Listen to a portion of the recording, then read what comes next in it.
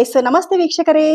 Pyramid valley ಬಗ್ಗೆ ಇನ್ನೊಂದಿಷ್ಟು ಮಾಹಿತಿ ಕೊಡಬೇಕು ಅಂತ, ಯಾಕಂದ್ರೆ ಅಷ್ಟು ಬ್ಯೂಟಿಫುಲ್ ಆಗಿರೋ ಜಾಗದ ಬಗ್ಗೆ ನಾನು ಅಷ್ಟು ಒಂದು ನಿಮಿಷದಲ್ಲಿ ಹೇಳಲಿಕ್ಕೆ ಸಾಧ್ಯನೇ ಇಲ್ಲ. ಅದು ಆಕ್ಚುಲಿ ಹೇಳ್ಬೇಕು ಅಂದ್ರೆ, ನೀವು ಔಟ್ ಆಫ್ ಸ್ಟೇಷನ್ಗೆ ಎಂಜಾಯ್ಮೆಂಟ್ಗೆ ಅಂತ ಹೇಳಿ ಹೋಗ್ತಾ ಇರ್ತೀರಾ, ಇದಕ್ಕೆ ಪ್ಲಾನ್ ಮಾಡಿ ತುಂಬಾ ತುಂಬಾ ಬ್ಯೂಟಿಫುಲ್ ಜಾಗ. ನಿಮ್ಮ ಮೈಂಡ್ ಆಗಿರ್ಬೋದು, ಫಿಸಿಕಲಿ ಮೆಂಟಲಿ ತುಂಬಾನೇ ಸ್ಟ್ರಾಂಗ್ ಆಗ್ತೀರಾ ಅಂತ ಹೇಳ್ಬೋದು. ತುಂಬಾ ಪಾಸಿಟಿವ್ ಎನರ್ಜಿ ಇದೆ. ದೊಡ್ಡ ದೊಡ್ಡ ಬಿಸ್ನೆಸ್ ಮ್ಯಾನ್ಗಳು ಬರುವಂತಹ ಜಾಗ ಇದು.